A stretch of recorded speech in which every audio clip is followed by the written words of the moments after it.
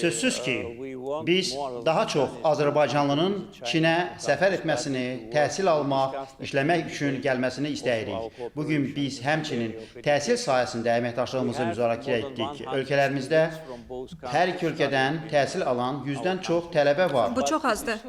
Bəli, çox azdır.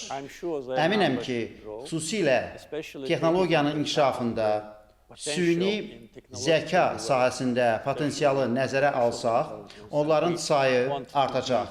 Biz qlobal trendlə ayaqlaşmaq istəyirik. Düşünürəm ki, Azərbaycandan daha çox sayda tələbənin buraya gəlməsi üçün böyük imkan var. Həmçinin, zənnimcə, Azərbaycanda Çin-Azərbaycan Universitetinin yaradılması barədə düşünmək yaxşı fikir olar.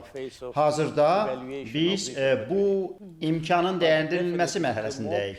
Lakin sözsüz ki, insanlar nə qədər çox səyahət edirlərsə, mədəniyyət, xalq barədə nə qədər çox bilirlərsə, ölkələr arasında əlaqələr bir o qədər də sıx olur. Çünki bəli, biz siyasi qərarlar qəbul edirik, strateji tərəfdaşlarıq, biz liderlər və hökumətlər olaraq dostdur. Lakin xalqlarımızın da daha çox yaxınlaşmasına, onların da daha çox dost olmasına ehtiyac var.